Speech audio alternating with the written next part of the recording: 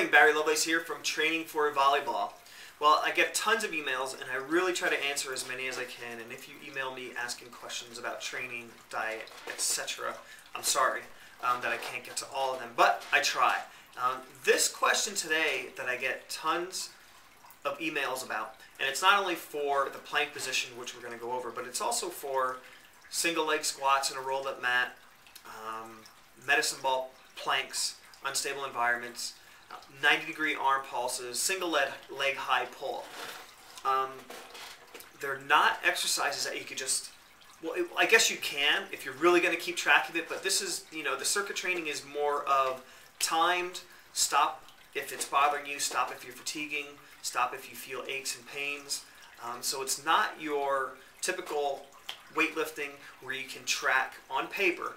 I bench pressed 100 pounds today, and 3 weeks from now I bench press 110 pounds. Now again, you can, if you're going to take your whole team one by one and tell them to hold the plank, keep track of it, see how it is later, but you'll be able to see this as you exercise. So I want to go over just something real quick about the plank position. Mark Tippett, the head coach of Lincoln College, emailed me asking a few questions about the plank position. And his question was, I'll read the questions and then I'll just answer them because I don't want to be rude and just keep looking at my laptop. Alright, Barry, I have a couple questions regarding the plank move. How long do you think a female college volleyball player should be able to hold the plank position? Second question, what do you think the minimum requirement should be for me to consider a player in good condition? What would you consider to be an average length of time to hold the plank? And how about an outstanding time or maximum you would ever think it could be held? Also, this is a good one. How long do you think a 37-year-old male volleyball coach should be able to hold the plank position? So it looks like Mark's training with his team, which is pretty cool, which I like to see. I highly recommend that.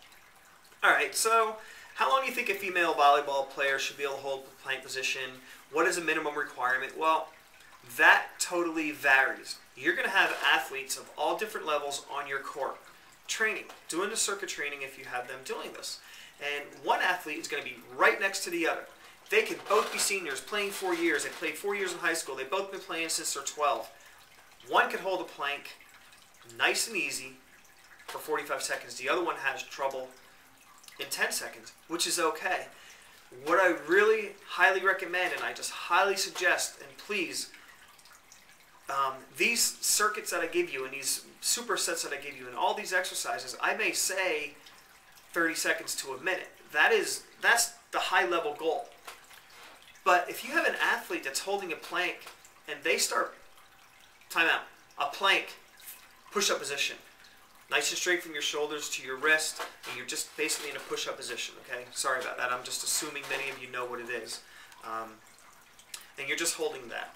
And so please don't force them to do the entire 30 seconds. Now, if one of the circuits is jogging around the court, yeah, they should be doing that for a minute because every station is about a minute after you get going a while. But please, please, please don't force them to do an exercise that they're having trouble doing, especially a core challenging balance exercise. That's just going to cause tons of injuries. If their back starts bowing in that plank, it's going to kill their back, it's going to hurt their shoulders, and that's not what you want. The goal is to just work up.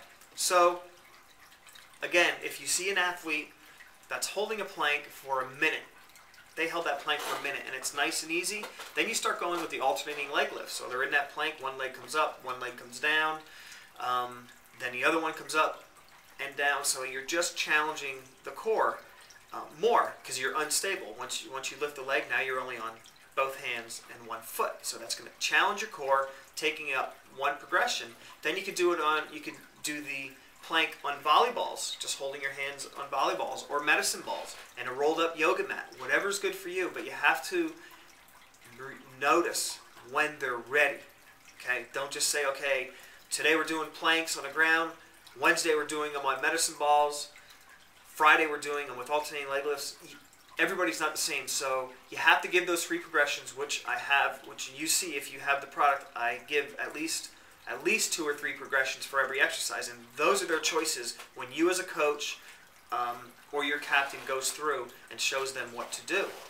And as far as what is a minimum requirement, again, everyone is different. So the minimum requirement, I guess, is basically the best they can do. Keep in mind, I train elite gymnasts who are totally ripped and shredded, and their cores are very, very weak. Their core is very, very weak, so keep that in mind. It's all about training the core and training it properly and working up with progression.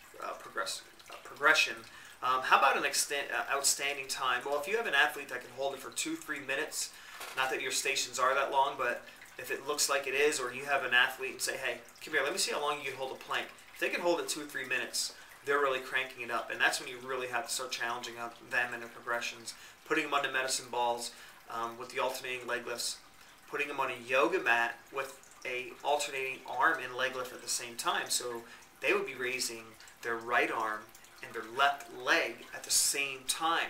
And that's just grabbing your core, and that's what you want. Challenge, challenge, challenge when they're ready. As far as a 37-year-old, that's a really good question, because you will have one 37-year-old that has been training and working out for a long time, and one that is just deciding to train and work out.